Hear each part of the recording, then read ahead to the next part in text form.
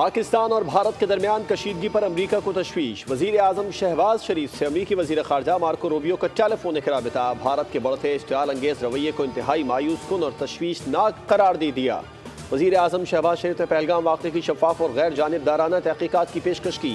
दोनों मुल्कों ने दहशत गर्दों को इंसाफ के कटहरे में लाने पर इत्तेफाक किया।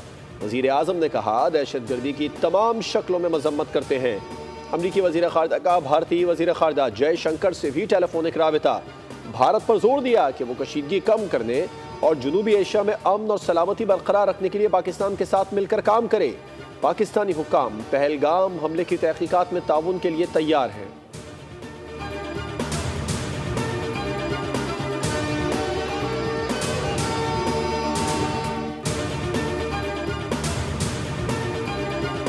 पाकिस्तान खुद दहशत गर्दी का शिकार मुल्क है। दहशत गर्दी के खिलाफ जंग में सबसे ज्यादा नुकसान पाकिस्तान का हुआ।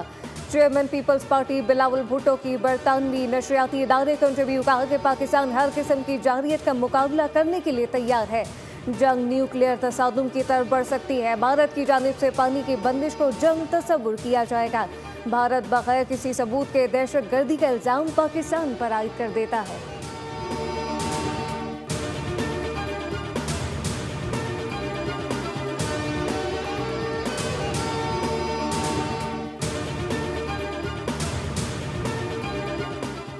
भारत सियासी बुनियादों पर इश्तियाल अंगेजी पर उतरा हुआ है। भारत के जारहाना रवैये से खत्ते में कशीदगी में इजाफा हो रहा है, जो आलमी बरादरी के लिए तशवीश का बाइस होना चाहिए।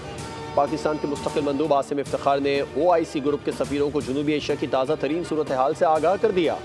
OIC अरकान का पाकिस्तान की मुकम्मल हिमायत और यकजहती का इजहार, सिफारतकारी के जरिए कशीदगी खत्म करने पर जोर।